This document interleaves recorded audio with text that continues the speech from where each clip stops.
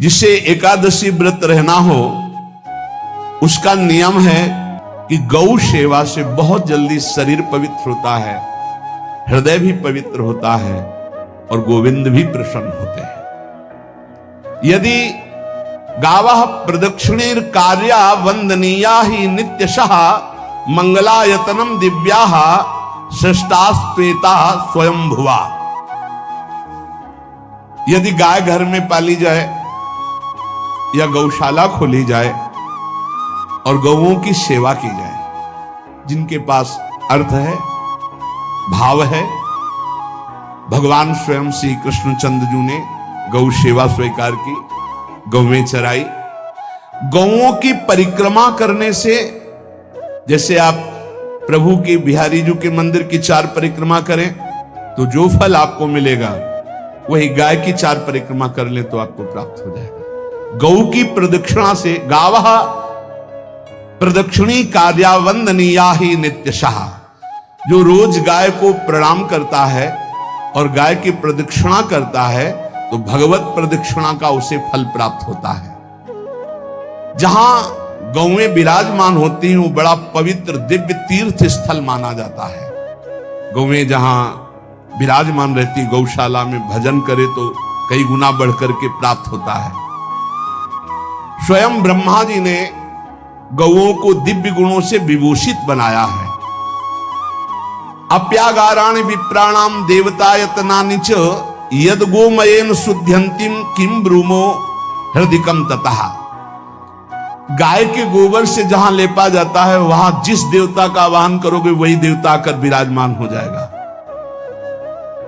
अपवित्र भूमि में भी यदि गाय के गोबर का लेप कर दिया जाए तो परम पवित्र मानी जाती है। गाय बहुत पवित्र, जहां वो बैठती है, जहां वो मूत्र त्याग करती, गोबर त्याग करती, वो स्थान तीर्थ तुल्य पवित्र माना जाता है। भगवान जब गाय के पीछे पीछे चलते तो गोरा जोड़कर उनके मस्तक पर विराजमान होती, उनके मुखार बिंद पर विराजमान होती। बाल गोविंद के अनिष्टों को दूर करने के लिए गाय के पूंछ को उनके ऊपर से झाड़ा देती थी मैया। जब गुरु मंत्र वैदिक सिद्धांत से दिया गया था पहली बार तो पंचगव्य पिलाया गया था। गोमूत्रम गोमयम क्षीरम दधि सर्पिस्तथैव च गवाम पंच पवित्राणि पुनंत सकलम जगत। कितना भी बड़ा पापी हो, अगर पंचगव्य पिलाया जाए तो वो वैदिक मंत्रों को स्वीकार करने लायक हो जाता है, पवित्र हो जाता है। पंचगव्य में 5 चीजें गाय की होती है। गाय का मूत्र, गाय का गोबर, गाय का दूध, गाय का दही और गाय का घी, ये 5 मिलाकर पंचगव्य पिलाया गया था। पहली बार जब वैदिक मंत्र दिया गया था तो पंचगव्य बनवाया था गुरुदेव भगवान ने सन्यास, और वो पिलाया था। ये पंचगव्य पिलाने से अपवित्रता का नाश होकर पवित्रता का संचार होता है। इसलिए धन्य है उनका जीवन जो गौ सेवा परायण है भगवत भाव से। गाय में साक्षात भगवान का भाव रखकर गौ सेवा करते हैं। त्रिषिता गौर गृहे बद्धा गेहे कन्या रजस्वला देवशास्त्र सन्निर्माल्य हंति पुण्यम पुराकृतम। यदि घर में गाय बंधी है और भूखी है और प्यासी है तो तुम्हारे सारे पुण्य नष्ट हो जाएंगे। अगर घर में रजस्वला कन्या बहुत काल तक है और उसका विवाह आप नहीं कर रहे हैं तो आपके सारे सुकृत नष्ट हो जाएंगे। यदि घर में ठाकुर जी विराजमान है, कर का पहनाया हुआ माला सुबह तुमने देख लिया तो तुम्हारे सारे पुण्य नष्ट हो जाएंगे, क्योंकि शयन कराते समय तुमने उतारा नहीं, अर्थात तुम सेवा में प्रमाद करते हो। तो देवतास्त्र सन्निर्माल्य हंति पुण्यम पुराकृतम। जैसे सुबह श्रृंगार किया तो रात्रि के शयन के समय वो हटा लेने चाहिए माले। जब हम शयन कराते हैं तो भले पुष्प शैया पे शयन कराएं पर माला नहीं धारण करें। श्रृंगार का माला अगर दूसरे दिन दर्शन किए क्यों पहने ठाकुर जी, तो तुम्हारे सुकृत नष्ट हो जाएंगे। गाय बंदी हो घर में, वो प्यासी है और भूखी है, तुम्हारे सुकृत नष्ट हो जाएंगे। त्रिषिता गौर गृहे बद्धा, क्योंकि तुम्हारे पास है, सेवा करना चाहिए। यो वै गाम प्रतिसिद्धेन्त चरंतिम च स्वतरणम नरहा तस्य पूर्वे च पितरः कंपन्ते पतनोन्मुखा। यदि गाय हरी हरी घास चर रही कहीं और तुमने डंडा ऊपर प्रहार किया और लाठी मारी तो तुम्हारे पितर खोपड़ी के बल नरक जाने के लिए तैयार हो गए। ये लिखा है चरंतिम स्वम तृणम नरः तो तस्य पूर्वे च पितरः कंपन्ते पतनोन्मुखा। इसीलिए क्या भारत से कहीं किसी की तुलना हो सकती है जहां गौ को माता की पदवी दी गई, जहां गौ को हम आराध्य देव के रूप में मानते हैं, आराधना करते हैं। गौ रक्षा, गौ सेवा, ये बहुत बड़ा इसमें छुपा हुआ है। स्वयं भगवान अवतरित होकर गौ रक्षा, जब गाय के रूप में पृथ्वी रमाती तो भगवान का अवतार हुआ है। बड़ा विचित्र समय आता चला जा रहा है कि अब आधुनिक यंत्रों की ऐसी सेवाएं हो गई बड़ी बड़ी कि अब ना बैल की जरूरत है और ऐसे दूध की महंगाई बन गई कि अब देसी गाय 2 लीटर 3 लीटर 4 लीटर और ऐसी ऐसी कि 20-20 25-25 लीटर दे तो कौन देसी गाय को। गौओं का सेवा का भावना शास्त्र आज्ञा करता है कि जो प्रतिदिन अग्रग्रासे परोभावा कर्तव्यो भक्ति तोन्वहम अकृत्वा स्वयं आहारम कुर्वम नापनोति दुर्गतिम। जे ही तुम्हारे गृहस्थ में घरों में पहले होता था, अब तो भगवान जाने, जे ही पहली रोटी तवा में गई तो वो निकाल करके पक्की रखी जाती थी गौग्रास के लिए, पहला रसोई में। तो इसमें लिखा प्रतिदिन स्वभोजनम, पहले स्वयं भोजन न करके गाय के लिए ग्रास निकालना चाहिए। तो जिनके पास अर्थव्यवस्था जो गृहस्थ धर्म में है या जिनके पास अर्थ है, कुछ रोज 1 रुपया निकालो। हम कह रहे रोज निकालो तो महीने में 30 रुपया होते। 30 रुपया में एक गाय को हरी घास तो एक टाइम पवा ही सकते हो ना, बहुत नहीं है तो 1-1 रुपया निकाल के अगर एक गाय को चारा दोगे तो एक बार का भोजन तो हो ही सकता है। 30 रुपया में हरी घास जाकर उसके दावा एक बार तो पवा दोगे ना।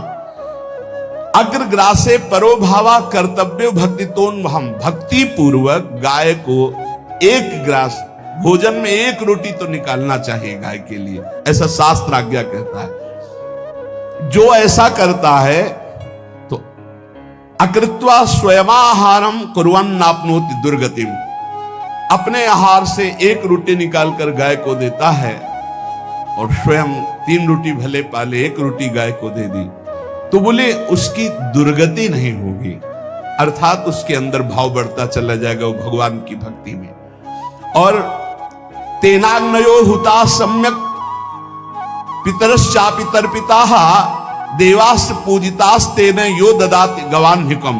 जो प्रतिदिन गौग्रास निकालता है, अर्पित करता है, तो उसको अग्निहोत्र करने का फल मिलता है, उसके पितरों को तृप्ति मिलती है और समस्त देवताओं के पूजन का फल मिल जाता है जो गौग्रास निकालता है। यो वै ताड्यते यष्ट्याधेनुम मर्त्यो विमूढ़धि।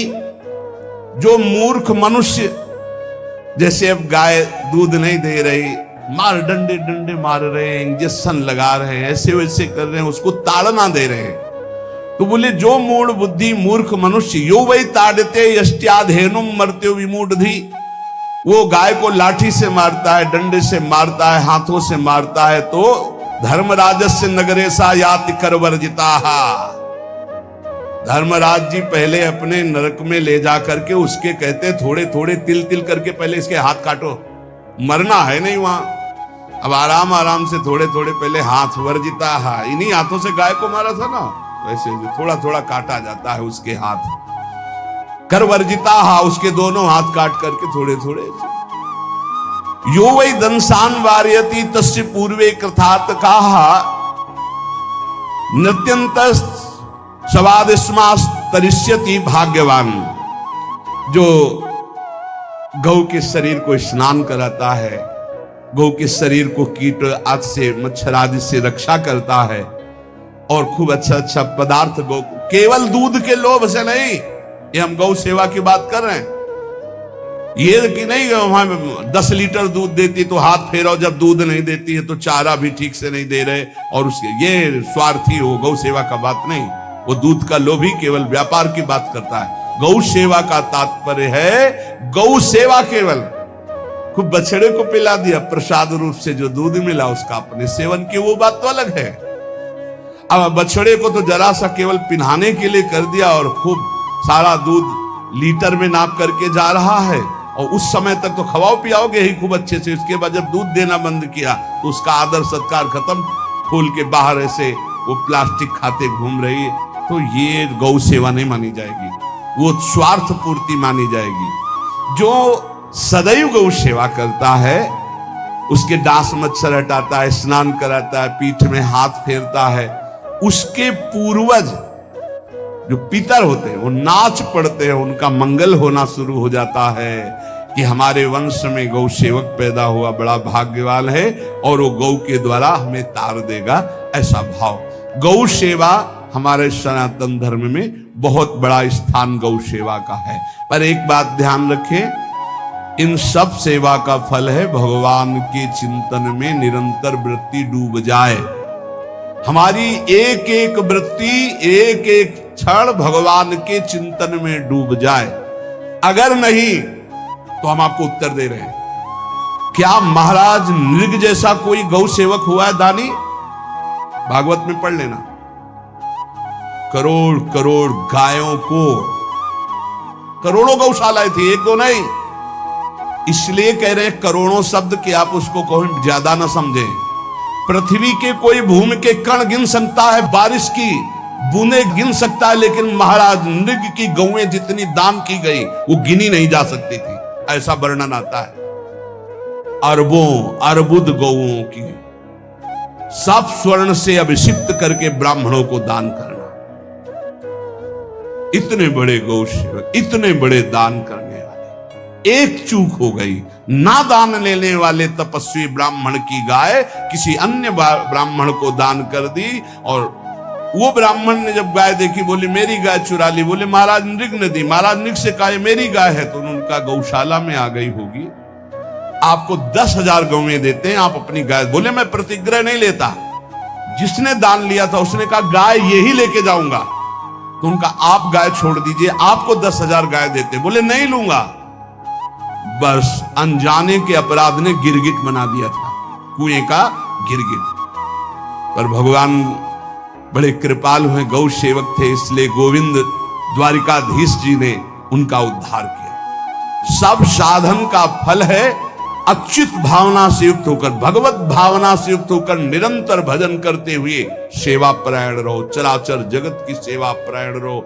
भजन करना ही सबसे बड़ा परम धर्म है। हम सब सेवाएं करें जगत की, लेकिन अंदर से राधा राधा राधा, गोविंद गोविंद गोविंद गोविंद, आनंद आ जाएगा। तन से सेवा करो, मन से भगवान के चिंतन, मामनुष्मर युद्धते, भगवान के चिंतन में रहो। सेवा और व्यापार में अंतर होता है। गौ सेवा के बहाने से धन का जो दान लेना है और उसका अपने में प्रयोग करना, मैं पितरों सहित नरक जाना है, लिख लो। गौ सेवा के बहाने से दान लेना और उसका अपने परिवार के सुख में पैसे का प्रयोग कर देना या अपनी वासनाओं की पूर्ति में लगा देना। आया गौ सेवा के लिए और आप प्रयोग कर रहे हैं गाड़ी घोड़ा नाना प्रकार के सांसारिक भोगों में, तो लिख लो पितर सहित तुम्हारे नरक जाएंगे, क्योंकि गौ सेवा के लिए आया है।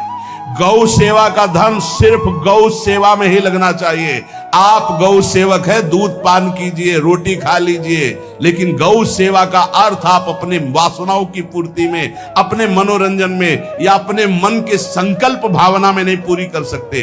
गौ सेवा के लिए ही पूरी कीजिए। गौ के वास का निर्माण, गौ के भोजन की व्यवस्था, वो दूध दे ना दे, वो कैसी भी अवस्था में हो, उसकी सेवा परायणता, उसके लिए सेवक रखना, सेवकों को भी सुख प्रदान करना, लेकिन स्वयं कभी गौ के सेवा के लिए आए हुए धन का स्वयं के लिए भोग न करना और निरंतर भजन में रखना, उसे परम पद की प्राप्ति हो जाएगी। इसलिए हमारे सनातन धर्म में गौ सेवा का विशेष महत्व है और इस महत्व को सबको स्वीकार करना चाहिए।